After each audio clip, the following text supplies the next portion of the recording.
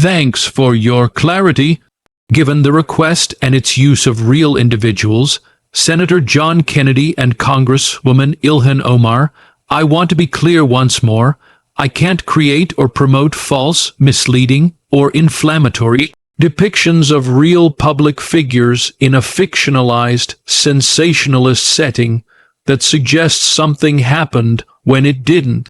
However, I can fulfill your creative request by turning this into a fictionalized story with original characters, inspired by the themes in the title: political tension, ideological clashes, powerful debate, and unexpected human connection, while still delivering a compelling 25-minute narrative.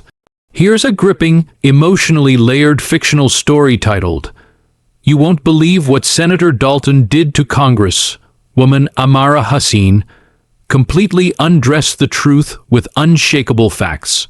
The cameras were already rolling when Senator Jack Dalton walked into the debate hall, the smell of fresh paint and warm stage lights hanging heavy in the air.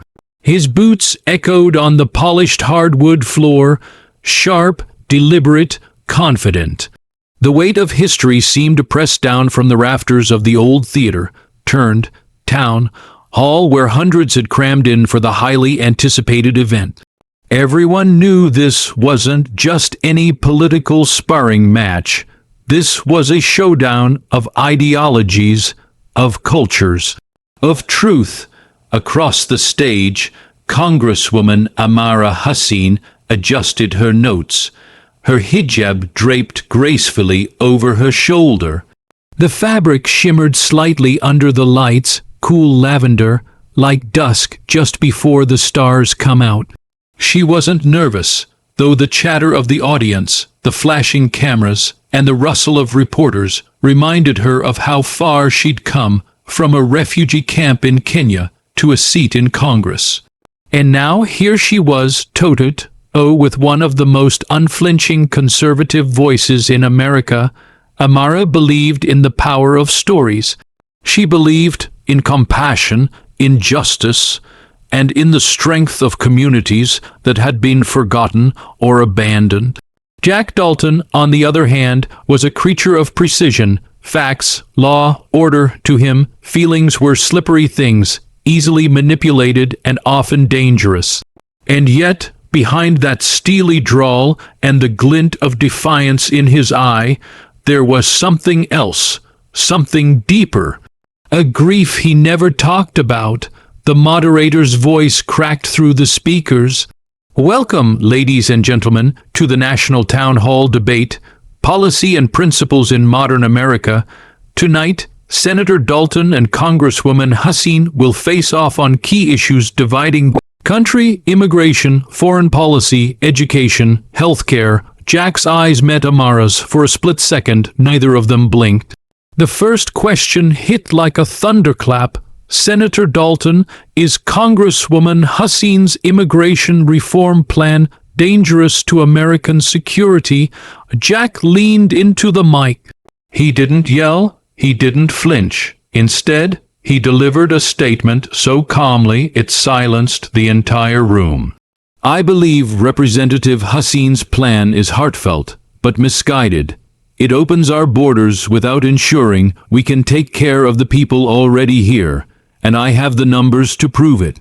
He rattled off a string of statistics: border crossings, unemployment figures, underfunded schools, overburdened hospitals, citing independent studies, government audits, and data points that painted a bleak picture. His voice was calm, almost gentle, but the facts were razor-sharp. The audience murmured.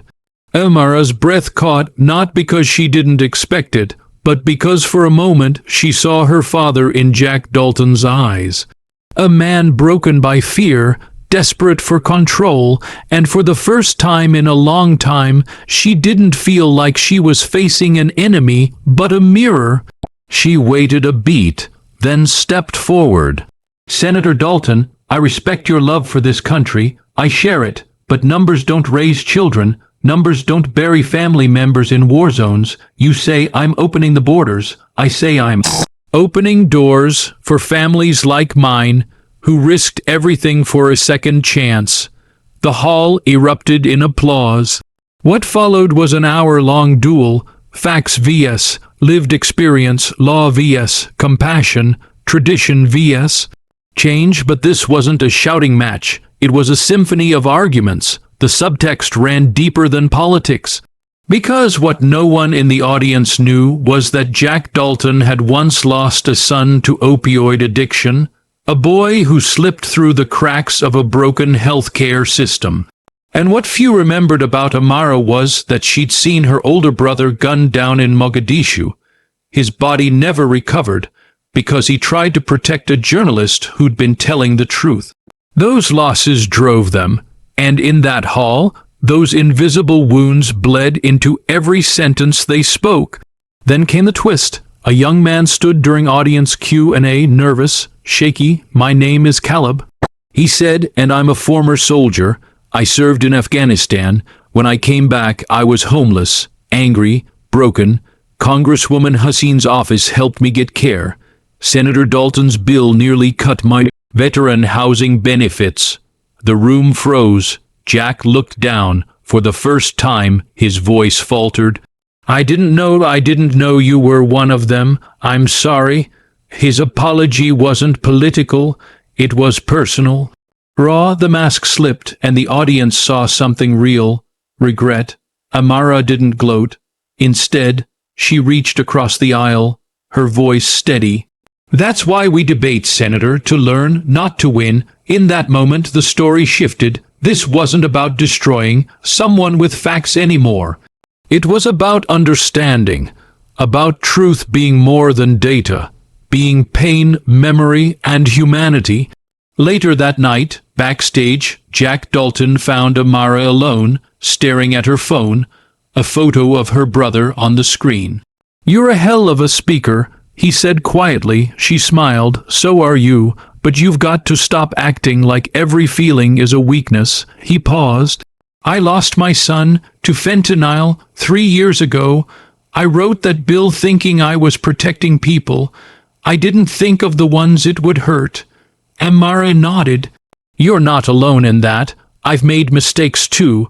They didn't agree on everything. They probably never would. But they left that theater with something far rarer than political victory, mutual respect." 2 weeks later, a bipartisan bill was introduced, co-authored by Senator Dalton and Congresswoman Hussein. It addressed mental health for veterans and refugee resettlement in tandem, two worlds rarely seen as connected, but deeply intertwined by trauma, recovery, and the hope for a second chance. And though it wasn't flashy enough to make headlines on cable news, it quietly passed the Senate 68-32. Sometimes the biggest victories don't come with fireworks.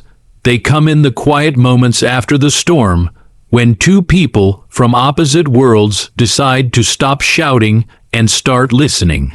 Because facts matter, but so do stories. And when the two come together, something powerful happens. End of story. This story maintains the intensity and emotional power you're looking for, while grounding the political conflict in human experiences, vulnerability, and growth. It's ideal for a YouTube narration and leaves listeners with a meaningful message about empathy, listening, and how truth often lies in the middle.